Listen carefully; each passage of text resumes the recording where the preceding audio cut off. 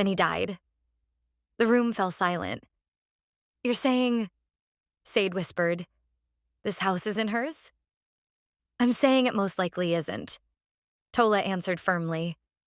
Sade felt anger rise, slow, deep, and burning. All the insults, all the cruelty, all the power Mrs. Bissy wielded. It wasn't strength. It was fear. "What happens now?" Sade asked. Tola leaned closer. "We proceed carefully. People who steal power don't give it up quietly." Sade nodded. For the first time since Kunle's death, hope returned.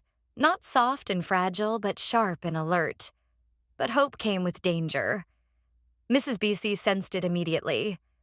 The next day, she announced a rent increase. Tenants protested. She shouted them down. She watched Sade constantly.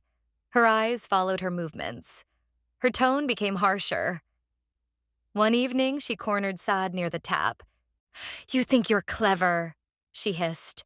"I know your type." Sade met her eyes calmly.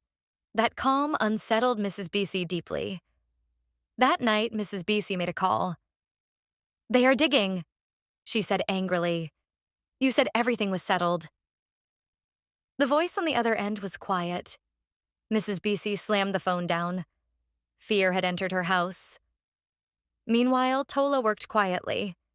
She visited land offices, spoke to old neighbors, dug through dusty records. Every path led to the same truth. The house did not belong to Mrs. Bissy. The truth had only been buried under intimidation and silence. One evening, Tola handed Sade a sealed envelope. "Once this is served," she said, "there's no turning back." Sade held it carefully, her fingers trembling, not with fear, but with responsibility. She thought of the padlock, the laughter, the years of endurance. "I'm ready," she said. Across the compound, Mrs. Bissy stood in her doorway, watching shadows stretch across the ground. Something was coming. And for the first time in years, she was not in control. The notice arrived on a Thursday morning. It was slipped under Mrs. Bissy Lawal's door quietly, without drama, without noise, just thick paper scraping against concrete. But when she saw the envelope, her knees weakened. She recognized that stamp. Court seal. Her fingers trembled as she tore it open. Her eyes moved quickly at first, then slowed, then froze. The words blurred, but the meaning was clear. Notice of investigation. Notice of claim. Notice of possible forfeiture. "This is nonsense," she screamed suddenly, her voice ripping through the compound like thunder. Tenants rushed out of their rooms. Children stopped playing. Someone dropped a bucket. Mrs. Bissy stormed into the courtyard, waving the papers wildly. "Who brought this rubbish to my house?" she shouted. "Who dares challenge me?" Her eyes landed on Sade, and in that moment, everything connected. "You," she hissed. "It's you." Sade stood still, her heart pounding but her face calm. "I only want the truth," she said quietly. Mrs. Bissy laughed, a sharp, cracked sound. "Truth?" she spat. "Do you know how many years I suffered to keep this place? Do you know what I did to survive?" Before Sade could respond, 2 official vehicles pulled up outside the compound. Silence fell instantly. Men in plain clothes stepped out, followed by a woman in a neat suit. Tola Akinwell. Mrs. Bissy's breath caught. "Mrs. Bissy Lawal," the woman in the suit announced, "you are hereby required to cooperate fully with an ongoing investigation regarding this property." Mrs. Bissy staggered back. "This is harassment," she shouted. "This house is mine." Tola stepped forward calmly. "Then you should have nothing to fear." Documents were requested, keys collected, statements taken. Neighbors watched, stunned. The woman who had terrorized them for years was suddenly small, arguing, sweating, pleading. As the hours passed, the truth began to spill out. Forged signatures, Bribes paid to desperate officials, threats made to silence elders who remembered the past. One old man finally spoke up. "That land belonged to Kunli's father," he said shakily. "We all knew." Murmurs spread. Mrs. Bissey screamed. "You all kept quiet then," she cried. "Why are you talking now?" No one answered, because fear loses its grip when truth finally stands up. By evening, it was over. Mrs. Bissey was escorted into the vehicle. As the door closed, she turned back one last time, her eyes locking onto Sade. "You think this is victory?" she snarled. "Life will humble you." Sade stepped forward slowly. "I've already been humbled," she replied softly.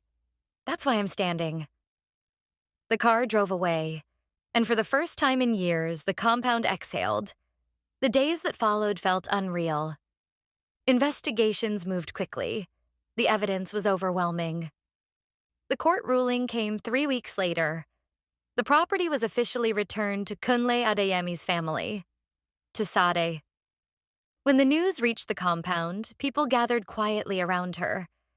Some cried, some apologized. "We were afraid," one woman whispered. "She scared us." Sade nodded. She understood fear, but she also understood choice. Life changed, but not the way many expected. Sade didn't evict anyone. She didn't increase rent. Instead, she called a meeting. Standing in the courtyard, her voice steady but emotional, she spoke. "This house has known too much pain," she said. "I don't want to continue that legacy." She fixed the tap, repaired the toilet, replaced broken bulbs. People were shocked. "After everything she did to you?" they asked. Sade smiled faintly. "If I become cruel, then evil has won twice." Slowly, the compound transformed. Laughter returned. Not mocking laughter, but real laughter. Children played freely. Neighbors shared food again. And Sade slept peacefully for the first time in years. One afternoon, she visited the prison. Mrs. Bissey looked different. Smaller, older. Her once commanding voice now cracked. "I didn't plan for it to end like this," she whispered. Sade studied her quietly. "You planned for it to begin," she replied. Mrs. Bissey's eyes filled with tears. "I was afraid of losing everything," she said. Sade nodded. "So was I." There was a long silence. "I forgive you," Sade said finally. "But forgiveness doesn't cancel consequences." Mrs. Bissey bowed her head. When Sade walked away, her chest felt light. Not because revenge had been taken, but because a cycle had ended. Months later, Sade reopened her tailoring shop. Business picked up. Word spread. Sometimes she sat in the courtyard in the evenings, watching the sun dip behind the buildings. She thought of Kunle. She thought of endurance. And she realized something important. Evil often looks powerful because good people stay quiet for too long. But when truth finally speaks, even the loudest bully falls silent.